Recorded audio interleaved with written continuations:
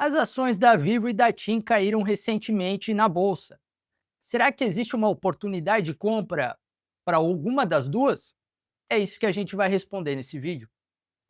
Eu sou Jean, analista CNPI, e nesse vídeo a gente vai comparar os negócios das duas empresas, olhar o resultado e no final chegar a um preço. Será que existe margem de segurança para a Vivo ou para a TIM? O início da operação da Vivo e da TIM no Brasil foi bastante similar. As duas empresas são europeias, a Vivo tem um controlador espanhol e a TIM tem um controlador italiano, e elas entraram no Brasil comprando parte da privatização do sistema Telebrás em 1998. Então, a TIM comprou uma fatia e a Vivo comprou outra. E 30 anos depois, a gente chega em operações com características um pouco diferentes. Por mais que, no geral, a oferta de serviços e produtos seja bastante similar, a maneira como a empresa está estruturada está diferente. A gente consegue ver aqui nesse overview ou visão de geral nessa tabela. A primeira linha aqui a gente já consegue ver a diferença da Vivo e da TIM em acessos móveis, enquanto que a Vivo tem eh, muito mais acesso, praticamente o dobro. O market share do móvel também da Vivo é maior. O market share aqui, no caso, eh, da população brasileira que possui celular, quem é cliente da Vivo e quem é cliente da TIM. No caso, a Vivo possui uma porcentagem maior. E a maior diferença vai ser aqui nos clientes FTTH. Esse vai ser o principal diferencial competitivo da Vivo. Nesse caso, a Vivo, a gente consegue ver que ela tem mais de 8,2 milhões de clientes, enquanto que a TIM ela tem próximo a 900 mil. Então essa diferença aqui vai ser bastante grande para frente, a gente vai ver, porque aqui esse cliente FTTH é o cliente que tem a fibra ótica eh, na sua casa ou na sua empresa, né. E a gente vê aqui no final do resumo trimestral, a Vivo tem uma receita bem superior, quase a 16 bilhões, enquanto que a TIM tem uma receita próxima de 7 bilhões. E o perfil também, a gente vê que o perfil da Vivo, ele é mais diversificado. Por quê? Porque ele não é tão concentrado no móvel. Só que isso por si, ele não vai garantir uma empresa melhor.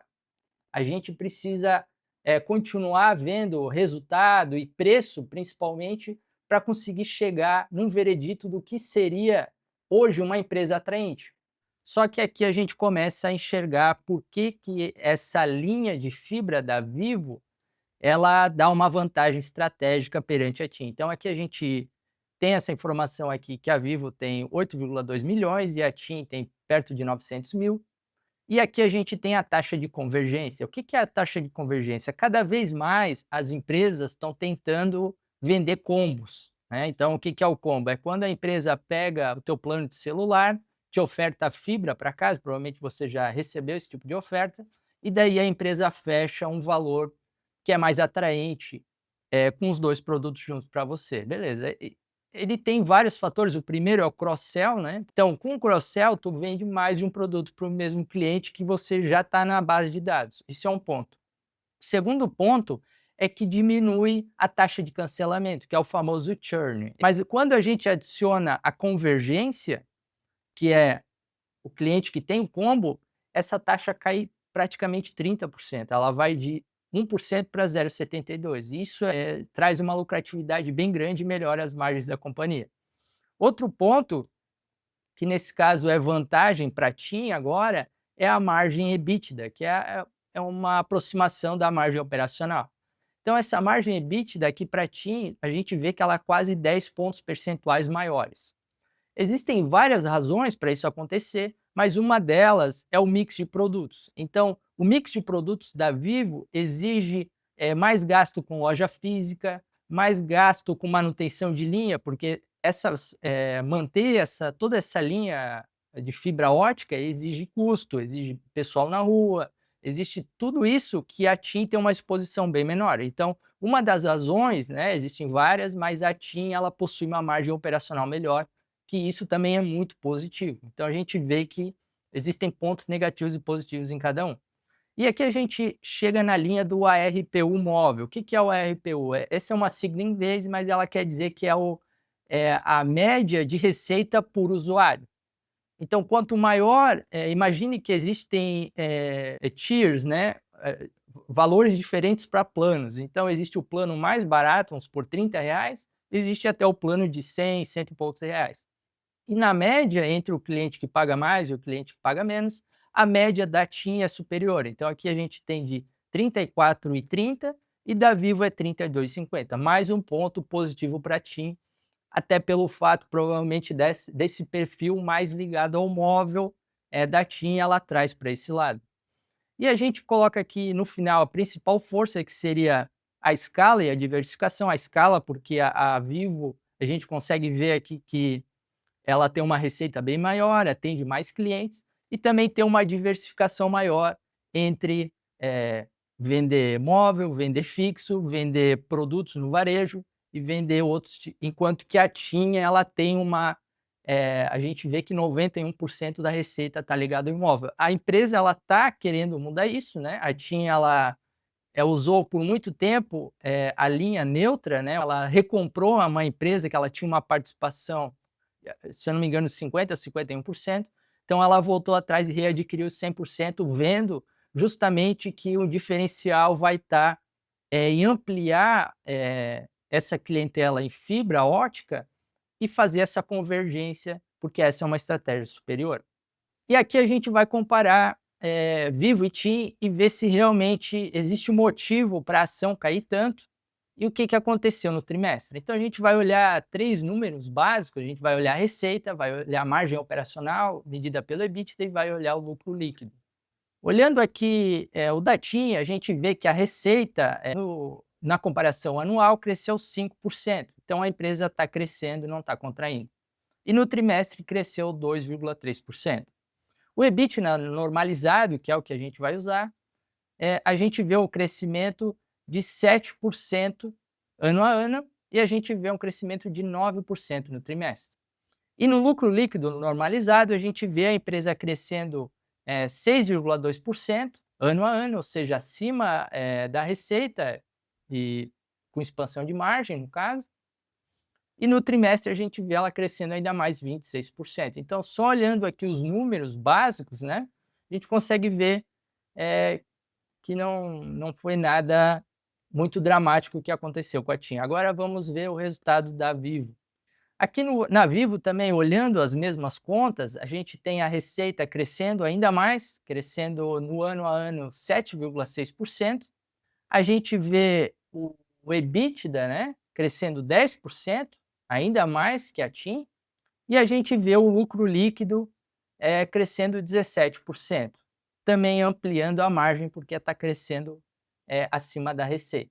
Então, nos dois casos, lógico, é uma comparação mais simples, mas a gente vê que o balanço em si não foi desastroso, né? Então, existem razões fora que são fora do controle da empresa que podem estar pressionando essa ação para baixo. Primeiro, uma expectativa muito alta do mercado, é aquele famoso subiu no boato e caiu no fato, onde o mercado já precifica um resultado fantástico e vem um resultado bom somente, então a expectativa cai e o preço vai tentar equilibrar essa expectativa. Essa tabela aqui eu fiz um resumo do que eu considero atributos melhores para Vivo, no caso é a sua liderança em escala, né, que ela é superior à da TIM. A parte da fibra, que a Vivo ela tem uma estrutura muito maior que da TIM, a TIM está começando a correr atrás, né, com essa aquisição que ela fez. E também essa questão da convergência. A empresa, a Vivo, ela tem muito mais essa possibilidade de convergir, vender combo, então isso melhora o cross-sell, diminui o custo de aquisição do cliente e diminui a taxa de cancelamento, que é o churn. E também a empresa tem uma alta geração de caixa. Isso no caso da TIM, as duas são boas nisso, em gerar caixa. O que é isso? Muito que eu falo das minhas análises é que o lucro em si, ele é uma opinião e o caixa é um fato. O que eu quero dizer com isso? O lucro, ele muitas vezes ele pode ser distorcido por efeitos contábeis, enquanto que o fluxo de caixa livre, ele é o valor que pode ser de fato distribuído para o acionista em forma de proventos, a capacidade que a empresa tem de pagar dividendos e também de estar recomprando ações, no caso, vamos supor que a Vivo ela vê que o preço dela caiu muito abaixo do que ela considera ser o preço justo, se ela tem uma geração de caixa livre muito alta, ela pode ir lá e readquirir ações, porque ela pode achar que é um bom investimento e cancelar elas. Isso melhora, é quase que um dividendo embutido, porque a quantidade de ações no mercado diminui e a porcentagem que você tem para ganhar proventos é maior. E no caso da TIM, as vantagens seria o RPU, que é a receita média por usuário, que é maior, isso é bastante importante, porque ela precisa de menos clientes para faturar mais, porque o valor médio, o ticket médio é maior. As margens, a margem EBITDA e a margem líquida da TIM são melhores, justamente por conta desse perfil mais ligado ao móvel, que ela detém menos custos operacionais. Então, existem vantagens e desvantagens em cada modelo. E um ponto também que a TIM, ela tem um FTTH agora que ela está correndo. Então, essa linha de negócio ela pode crescer muito ainda no balanço da empresa. Então, isso também eu acho que pode ser considerado um ponto forte, porque ela tem muito o que crescer. Então, acompanhando tudo que a gente viu até agora, a gente vê que as duas empresas têm qualidade, ela está num tipo de setor que tem recorrência, né? Se você compra, por mais que você troque de plano de celular, você ainda vai precisar de internet cada vez mais, tanto na sua casa quanto móvel. Empresas também cada vez mais vão precisar de internet, com toda essa inteligência artificial, ligando a internet das coisas, tudo isso é precisa ter alguém fornecendo o serviço. Então, só esses 2 pontos eu acho que as 2 empresas são ótimas, só que só a empresa ser boa não justifica uma compra, o que justifica uma compra é preço. Então a empresa tem que ter um preço que justifique uma margem de segurança, porque a gente que investe com investimento de valor, a gente sempre procura o quê? A garantia do principal, que é conseguir comprar com margem de segurança e um retorno adequado, que seriam ali os dividendos e os potenciais valorizações da empresa. Então, antes da gente chegar ali na margem de segurança e ver qual que eu prefiro entre as duas, eh, se você está gostando desse vídeo, dá um like, se inscreve no canal e também a gente tem a nossa carteira valor na Label Investimentos, onde você tem acesso a uma carteira onde ela foi muito bem avaliada, com margem de segurança e existem várias oportunidades para você que gosta dessa filosofia de investimento. Aqui a gente chega na tabela de avaliação entre as duas empresas e a primeira coisa que a gente vê que é estranho é que, opa, a recomendação de compra é para as duas, né? Então, mas no caso eu aqui vou explicar por que que eu prefiro a TIM em vez da Vivo, né? A gente tem o preço aqui analisado, que é o preço do último pregão, considerando 6 de agosto de 2026, então a gente tem a TIM aqui a 18,92 e a Vivo fechamento de pregão 31,30. E o preço-alvo da TIM R$ 25,00 e da Vivo 35. O preço sobre lucro, né, que é uma métrica bastante conhecida, a gente gosta de comprar abaixo de 10 vezes, no caso da TIM está abaixo, 9,8 vezes, e da Vivo está aqui um pouco mais esticado. E o Enterprise Value sobre EBITDA, que é outra métrica que o mercado usa, para quem não sabe, o Enterprise Value, o EV quer dizer que é a soma do valor de mercado da companhia, que é nada mais que a quantidade de ações que existem vezes a cotação mais a dívida líquida, dividida pelo EBITDA, que é o lucro operacional. Então, é uma métrica de preço que o mercado também usa. Também está abaixo da Vivo. E o dividend yield, que é bastante importante para a gente que gosta de carregar essas empresas por muito tempo. Então, ela tem um dividend yield também superior, muito por conta das margens da TIM, que é melhor, e a margem de segurança aqui também superior da TIM. Então, a razão para eu escolher a TIM não é pela qualidade da empresa em si. Eu acho que as duas empresas têm bastante qualidade, só que a margem de segurança é maior e preço importa. Para a gente chegar naquele ponto da segurança do principal e o retorno adequado, que o Value Invest, o investimento de valor, prega muito, a gente precisa comprar com preço bom. E nesse caso é o que a TIM consegue entregar hoje. Se a situação fosse inversa, eu poderia estar escolhendo a Vivo. Aqui, no caso, que indica a recomendação de compra as duas. Então, se fosse inverso, em que eu teria a Vivo com desconto, uma margem de segurança de 25% e a TIM com 10%, eu estaria recomendando hoje a Vivo. Então, é dessa maneira que a gente pensa um portfólio, é sempre qual que é a empresa mais atraente. Então esse foi a análise entre Vivo e a TIM, espero que vocês tenham gostado. Obrigado e até a próxima.